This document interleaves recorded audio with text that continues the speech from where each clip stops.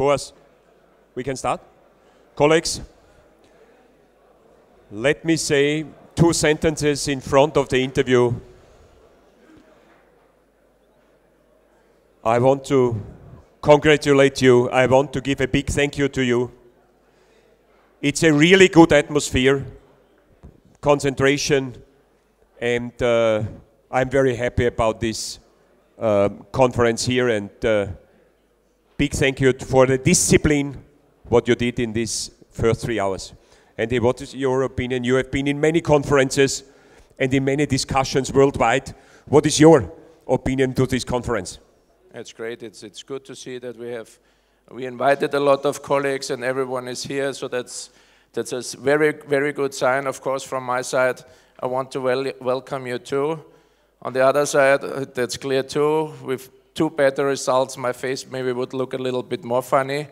But it's clear when the performances go down, we will continue. We will work even harder and we will turn the things around. Of course, now I'm a little bit excited because the draw will start in 30-40 minutes for the UEFA playoffs, but now I'm focused on our talk here. But let's start with the personality of Andy. Is our best player in Austria ever. 103 caps he played for Austria. He played in Rapid Vienna, coming to Werder Bremen, a legend in this club, and he played also for a world-class club, Bayern Munich.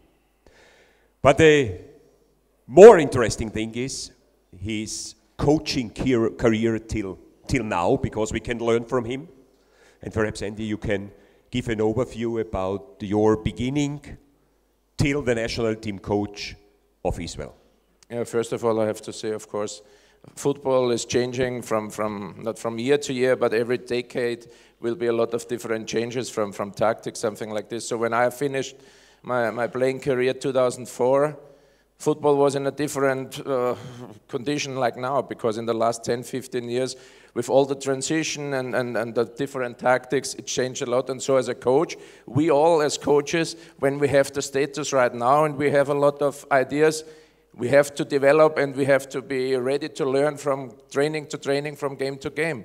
Otherwise, we always stay on the same level, and that's not good for the future. So this is my kind of thinking about this situation. When I stopped playing at the end of my career in America for the Los Angeles Galaxy, I started for the Austrian Federation. I have forgotten America. Oh, no problem, no problem. That's not Excuse me. important. But I got the opportunity to start as an assistant coach right away for the Austrian national team. And especially it was a big tournament, 2008, hosting the European Championship. This was for me already a great learning curve. And then I got the chance, because I didn't want to be an assistant coach anymore, I got the chance to be Austrians under-21 coach. So I'm used to work with younger players to give them the last push, to give them some ideas and help to show them what it means to be a real professional player, to be focused, to make it to the next level. And of course it was now a strange situation in this qualification. We played Austria, and 6 or 7 players in this team were my players when I was the coach of them. Then after a couple of years as an Austrian under-21 coach, I got an offer from Jürgen Klinsmann to join him as the assistant coach of the American national team. I said, Jürgen, on one side I said, I don't want to be assistant coach anymore, but with you to learn so many things, and with the American culture and for me, this was maybe the main thing, because he's German, he is used to win. You know, before a game, he didn't even think about losing. And this is a big difference between Germany or Brazil maybe and Austria at this time, because when I was an Austrian coach, I got to learn how he thinks about different objectives before the game. And in every single game, after we were finished with the meeting, I walked out as an assistant coach, and I wanted to play. I was ready, and I thought, we beat Brazil, we beat Germany, and sometimes or often we did it. It was unbelievable, and this is for me the most important thing what I got out as an assistant coach from Jürgen. And now I got the chance to be here. I'm really happy to be here. Of course, at the beginning was a little bit difficult because I didn't know the players exactly. We started right away with the qualification for the UEFA Nations League. But for me, it was really, really important to implement my philosophy right away to the players. You know, it was from camp to camp, the players knew every camp better and better.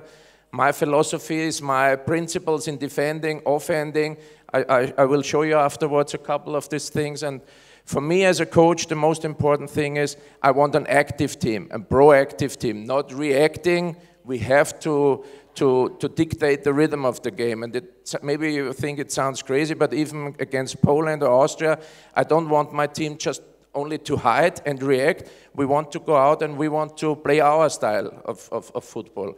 And I think in a lot of moments it worked good, but of course there were a lot of moments where we struggled, and that's why we didn't have the success we all wanted. Perhaps also you are now 1.5 years here. I think it's also important for the many coaches and people who live here. How do you see Israel, the country, the people? Do you feel well here? Yes, of course. I mean, it's a beautiful country, and when I go to the stadiums, like last time here, Maccabi Haifa versus Beta Jerusalem, the atmosphere, sell-out crowd, it's fantastic. On the other side, you know, you have to see the good things, and on the other side, as a coach, you see sometimes things during a game you don't want to see, especially from my national team players, and then I have to get in touch with them, to contact them, and already tell them what I expect in the next couple of games, because sometimes you only have 2 or 3 days preparation for the next game. And this time, that's why I'm even more disappointed. We had a longer period because we only played on Saturday, and I thought against Poland and especially then against Macedonia, we would have a much, much better performance, but we didn't do a good job. You're watching many games here in Israel. Really, what's your impression from the Israeli league or from the Israeli players? When you compare also to other nations, to the top leagues, when you compare to similar countries? Yeah, I mean, one thing is for sure that the Israeli football player has an idea where he wants to have where he has a technical quality, you know, a lot of skills. On the other side, what I think, where we have to improve is this intensity, the level of intensity, especially over 90 minutes at the international level. You have to have the transition from defense to offense, from offense to defense for the whole game. And because of this, you have to have more focused in dangerous situations. Sometimes we, like I said before, we're just reacting and we don't see danger situations not before they're already starting, you know, and then we're late for 2-3 seconds, or the last 3 goals we conceded were 3 set pieces, 3 corner kicks, and we were always late for the rebound. So this is one main part for the future for every single player to have to work on a lot. Let's come to the campaign. We played the Nations League and then 1 year the European qualification. When you summarize, what are the main points you are satisfied? Yeah, there have been, in my opinion, many positive things, but also on the other side, the main points in what we have to improve.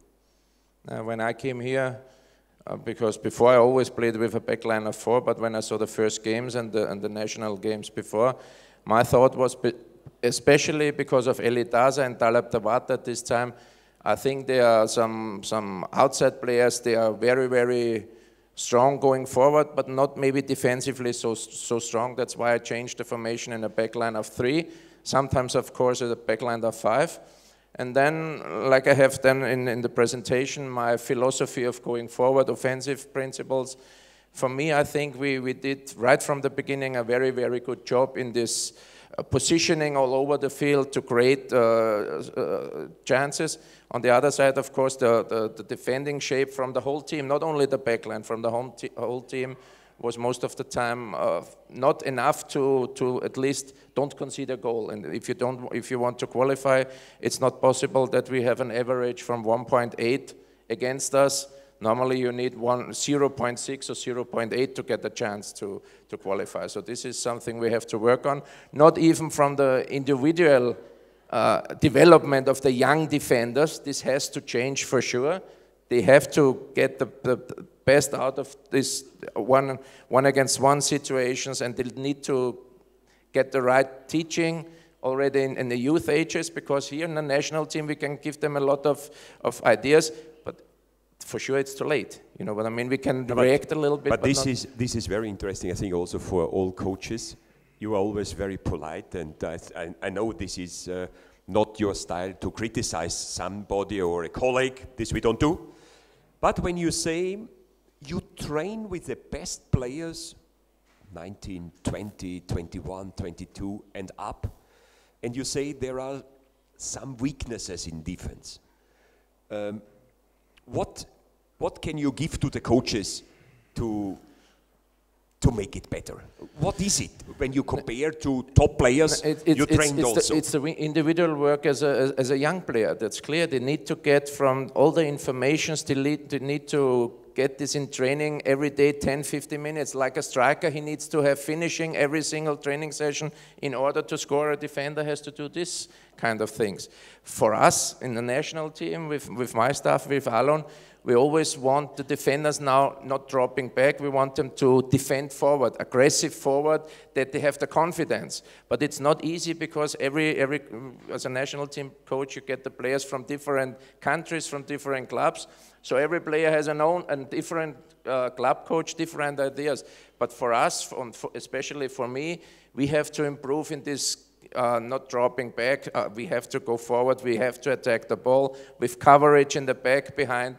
And this is a learning process. It's not easy to do this during a qualification, but for me, in order to raise the next level and to push my players to the next level, I have to do this.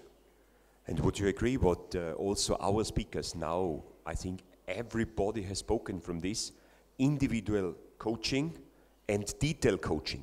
You agree in this? Yeah, of course, there's no doubt about it. Without this, there's no chance to improve. And the main, but still we can talk about a lot of things.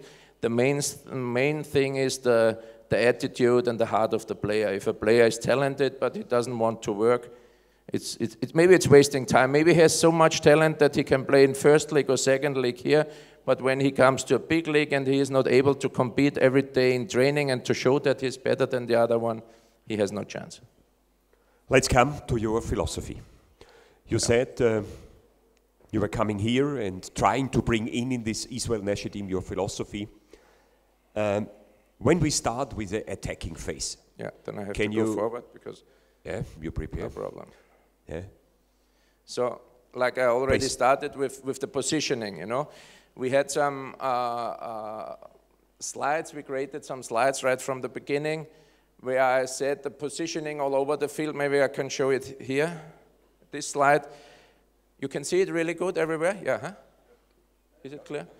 So the 6 positions, the 3 center backs, one left, the left center back, the central center back, right center back, the left-sided player called left wing back, like Taleb Tawata, or on the right side, Eli Daza, as high as possible on the offside line, and one of the 2 strikers in between the center backs.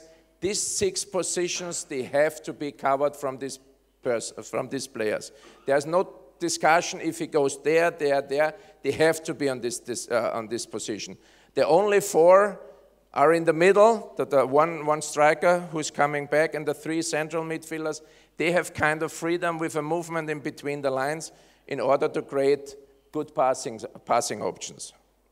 And then I go straight away to the next picture. You see this? This was our game against Scotland here in Haifa, and you can see this positioning all over the field. And when you see the back line of 4 from Scotland, and our players in midfield, and then the wing backs, if we have a good passing, and I mean with good passing, not only a good direction, good quality pass, it has to be a real hard pass to the wingers. It's not easy to defend this situation. On the other side, of course, with the wing backs really high, it could be dangerous when we lose the ball, because we bring a lot of players forward. You spoke also from zones. How many zones do you have, and what is for you the most important in this zone 1, 2, or 3? I think you call it. Yes, we have zone 1. This is the low zone. This is the defensive zone. Here is it. I always only talk about the build-up. You know, so the in possession. Like I said, the positioning, the quality passing, and there you need to have brave players. You know, we always talk. In the last camps, we want to play out of the back, and so boom, after 2 minutes, we kick the long ball, and then I already have the feeling, okay, it's now getting a little bit tough because we are not convinced to do this anymore, you know. Playing out of the back means not only playing square or something, we have to find zone 2, or with a long ball behind the back line already, when the opponent's back line is high, to play behind them. And especially for center backs, when the space is open and he receives the ball, attack the open space, and then out of zone 2, we try to create possessions out of our position game. Then zone 2, it's you can read it, vertical and diagonal flat passing. There's nothing new. Diagonal long passes, square we find our wing backs, dribblings in zone 2 and 3. And this is key because you cannot have a good positioning or good passing quality and pass movement when the movement off the ball between the lines is not good. And there we have some players like smart strikers with Munas Dabur, Eran Zahavi. Diazava is very, very good in these situations. And this is one reason why I was a little bit disappointed in the last game against Northern Macedonia, because I thought we will have a lot of chances to find these 3 players and create a lot of opportunities, but it didn't work. And then is the attacking zone with our wing backs overlapping, a lot of crosses. At crosses, we have again 3 zones. That's near post, first post, far post, and then one spot around the PK spot. So we want always at least 3 players running in the box in order to have numbers in the box to score or to get the chance to. Only one player has not so much chance when we attack with 3 or 4 players. Tempo dribbling in the box, that's clear. Take the risk that inside the box it's always more difficult for a defender to defend because we have the chance for a good dribbling or not for a foul, and it's a PK, so shots and goals, this is clear, it's nothing special. One of the most important things, you said it already, but there were 2 important words in this. Also Klaus has spoken from this. Difficult to say it in English. I don't know if they're understanding, but when you explain a little bit, there are 2 words. This is transition, and you speak always from rest defending. So I think this is also very interesting for the coaches. What do you mean? What is here important? And what can you give advice also? What see you also in the league, and how can you help also here? Yeah, so for me, rest defense means we have the ball, we go forward, and then we need a good organization behind the ball. In order, when we lose the ball, wherever in attack, that we have numbers already around the ball, a good positioning where we can go counter-pressing. And counter-pressing is only possible when we have some players behind and around the ball. If you see this picture here, can you see it really good? This is and this is nearly every game we have the same situations. Because we play with 3 center backs, we have 1 striker. I think I remember, is this Lewandowski or Biotek or something like this? This was the game in Poland. Now we stay, I don't know where, here. It's better like this? Yeah. We have 1 striker against 3 of us. Then we have 1 player here and 1 of us here. And I want my players here at 2 against 1, 1 in front of Lewandowski, 1 behind Lewandowski, like a sandwich. I always call it sandwich because when he receives the ball short, the first one wins the ball. If they go deep, the second one has a better chance. Not beside Lewandowski, in front and beside. So one of the 3 center backs in this situation, left one, pushes up, marks 1 against 1, tied on him, and the holding midfielder can be a little bit higher, and we have 2 players here in this area. because this situation is just a picture, but the video was like this: we have a cross, we lose the ball, they clear it here, play the ball to this player, and it was a counter and a very, very dangerous situation. So sometimes my defenders, they think if we stay with 3 players in the back, we are more safe. But that's not the case, because then they have a counter-attack, they sprint with 4 or 5 very fast players forwards, and suddenly it's more difficult instead of pushing 1 or 2 players higher and win the ball already there and block this counter transition. Of course, defense, we must be very, very open, and the defense was, you said it already, in average 2.6 or 8 goals per game or more. This is not enough for a qualification, but this will be a key point in the future. What can we do in defense, or defense principles, what you have, and what do you want to improve for the next games? Yeah, the main thing is the compact block. We only want to have the line from the back line to the striker, maximum 25. So I always tell them 25 meters, that's really tight. In order, when they have 28 meters, I'm happy with this too. But if I tell them from beginning 30, 35 meters, then I have 40 meters. And then the gaps in between the lines, and then the midfielders, they have to run to cover too much ground, and it's much more easier to play for the opponent to play into these gaps. That's why I always want to have this compact block. And out of this compact block, it's not only sloppy or slow defending, we run to the ball. No, we have to have 100%. Pressing on the ball is a sprint reaction, and we have to go this, but this is, for 90-95 minutes, this is really tough. That's not possible. Most of the teams are not able to do it. But we have to know, for this is the fitness level has to be on the highest point. Otherwise, we have no chance. I'm in every situation, if it's a game or training, present, I'm beside, and for me, I'm very impressed from one attitude of him. He has now no international player in a top league of Europe. You can say it's Munas Dabur in Sevilla, but he's not playing from the beginning. We do not have a player in Germany, in France, in Italy, in Spain. And what me impressed is, I have the feeling, you give from the mental part, from your positive part. The players always the feeling they have quality, they can improve, they can go forward, they can learn. And you never speak about or with players of course, but never speak about in public or so about weaknesses. Did you learn this attitude by Jürgen Klinsmann? You spoke from America, or is it natural? I think in my situation it's more natural, because when I was playing, I was a playmaker, number 10, only going forward, attacking forward, and that's what I want to have this philosophy in my team too. Of course, the balance between going forward offensively and defensively has to be good, that's clear, but like you said, it's more natural from my side.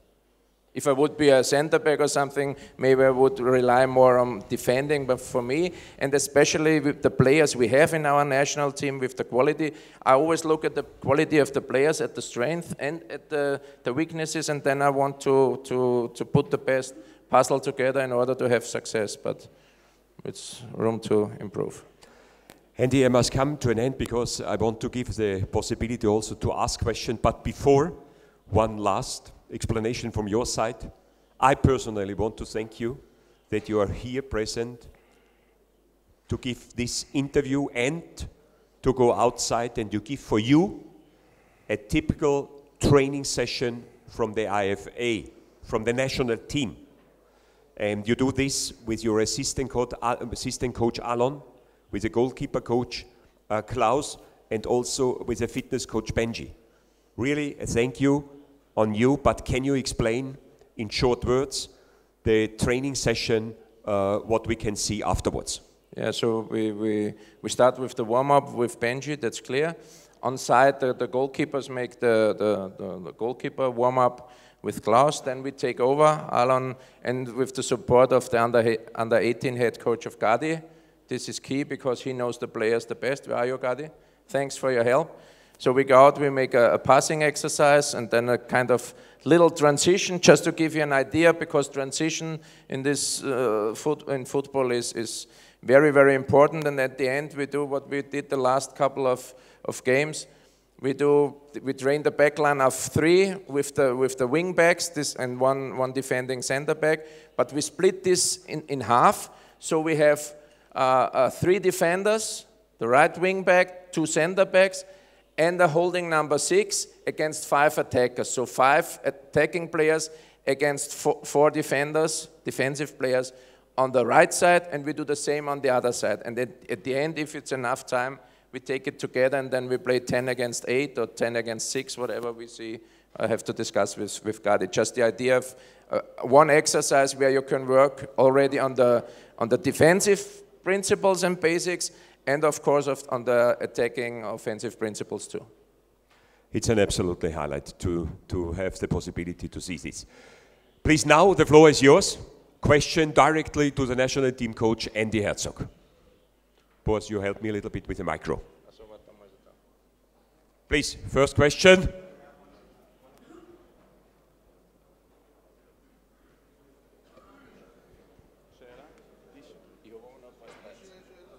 מישהו רוצה לשאול שאלה? זו ההזדמנות.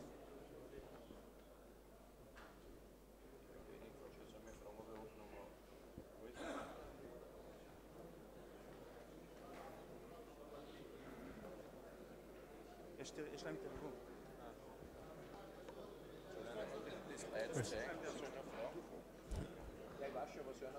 שחר, סלם אותי, שחר.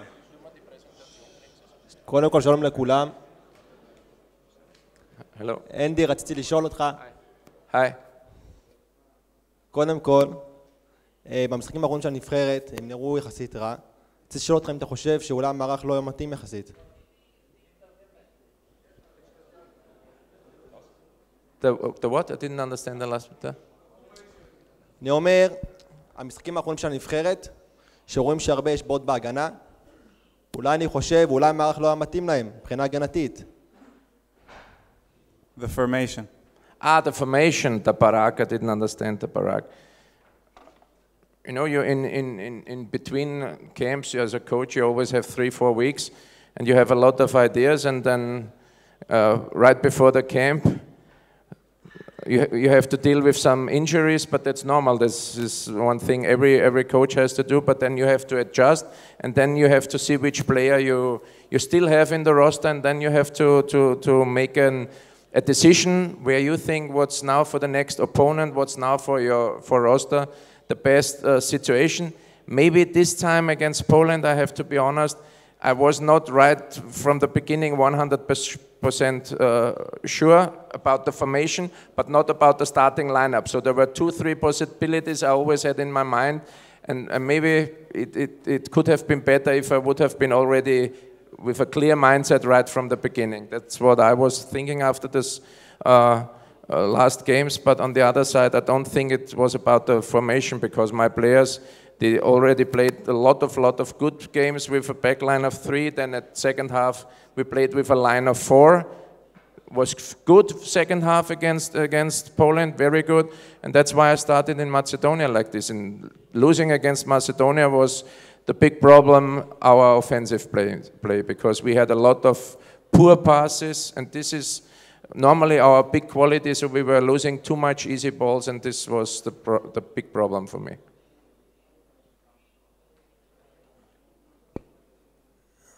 אנדרי, קודם כל רציתי להגיד לך, קודם כל שיפרת את הנבחרת, הבאת הישגים טובים. נגעת בנקודה הנכונה שאין לנו הרבה שחקנים משחקים בליגות גבוהות באירופה, אם זה בספרד, אם זה בגרמניה, באיטליה. היו קצת הרבה שינויים בהרכב מדי פעם, בזה מחוסר השחקנים, גם פציעות, גם זה. מה שרציתי להגיד, תמשיך, אנחנו רוצים שתמשיך, עשית עבודה טובה, כל הכבוד לך, שיפרת את הכדורגל הישראלי, אנחנו מאמינים בך. ואני מאמין שיהיו עוד תוצאות טובות. תודה. תודה רבה. Thank you very much. I mean, just one thing, of course there are always some changes in the roster, but at the end of the qualification, you know, we always want to bring fresh blood into this team, and I think we had some young players in every single training session. Players here from Maccabi Haifa, Eli Al-Mekais, they showed a lot of potential. Of course, they're not. It's not working that they play the first game and they have a brilliant game. That's clear. You have to deal with some smaller mistakes, but overall, it's important to bring these young players in to get for the future more and more players able to compete in Europe. עוד מישהו רוצה לשאול שאלה? זו ההזדמנות. Also, das war Boas. Ich hab geglaubt, Boas. Ich glaub, der fragt schon.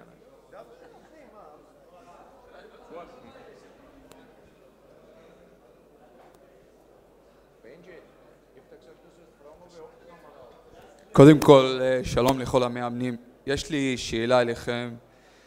אחת הבעיות המרכזיות בכדורגל הישראלי זה הפס האחרון, ובמיוחד שחקני כנף, בעיקר מגינים. ואחד הדברים הבולטים בקמפיין האחרון זה הרמות בעיקר מצד שמאל שלא הגיעו למקום הנכון.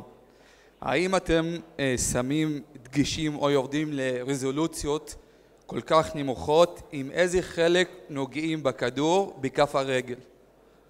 היום מאמנים או הבדלים של מאמנים, איכות אימון יורדת לרזולוציות כל כך נמוכות, ובעיקר בזמן הרמת כדור מהאגפים, עם איזה חלק נוגעים בכף הרגל, וצריך המון רגש, וזה ניכר שלא ראו את זה בקמפיין הזה.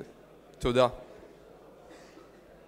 You mean at crosses where you touched the... כן, הרמות מהצדדים בקמפיין הזה ראו את זה בעיקר, שהפס האחרון לא הגיע, הרמות מצד שמאל בעיקר, לא נכנסו לרחבות. Yeah, of course, it's kind of individual work with every single player, you know.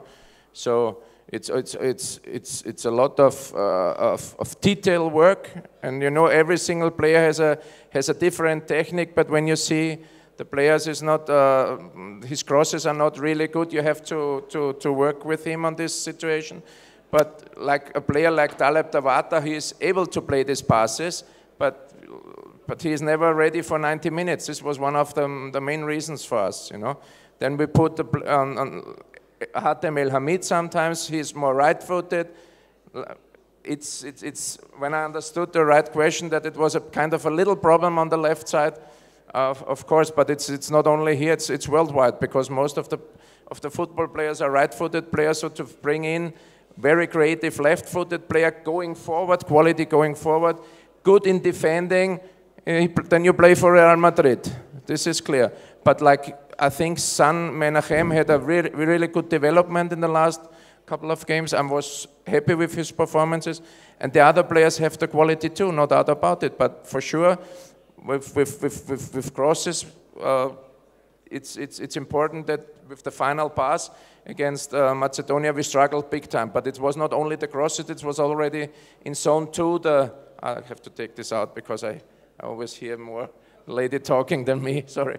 Now, but when we talk about the final pass and then you already lose some passes or some possession because of bad passes, square passes in midfield, that's even worse for a coach because you lose the ball in dangerous areas on the field for counter breaks. So if a cross is not very, very good, of course I'm not happy with it, but it's better than a sloppy or a bad pass in midfield playing in the middle. This is more dangerous, but like you said, to improve crosses, every single player has to stay out of the field for 10, 15 more minutes and has to take more and more crosses, but not only out of a static movement, it has to be in a sprint. But now we always talk about 2-3 days preparation. The players are coming from a league game, and then you're not able to tell them go 10, 15 times like in a game situation, sprint and then cross the ball. So then you always in training have a low intensity, and then it's not already game related. These are little issues you have to deal as a coach here. This is normal. That's not only for me. Andy, upcoming draw in 15 or I don't know the minutes. Against whom do you want to play in the playoff? Oh. No, this is. No, I I don't want to say. If we would have a home game, I think there's a small chance. I would take it. That would be great. But I don't care if we go out. Everywhere we give them a real fight. And the last March we had here the best games, and we will do the same in this March. Yeah. Let me say two things at the end before we give the hands to Andy. I want to say this to my mental coaches here. I want to give you really in public a great respect to this performance here on stage. I have been in many conferences, but what you have spoken today, I was really impressed. It was really good. It's on you. And the second one is, Jacek, stand up please. Doctor, stand up. He did a great job also in organization and further education for the IFA. He is responsible for this. Big thank you. And now, a big thank you to our national team coach, Andy Herzog. Na, wegen des Leits waren zusammen. Thank you very much. I mean, it's just always little things from the meetings we had with our team, but my presentation, I had more slides regarding how we move the backline, but it's just drawn, so it's nothing special. If one wants to have the idea of something, you can talk to boards. It's not a secret, you can have it, no problem. Okay?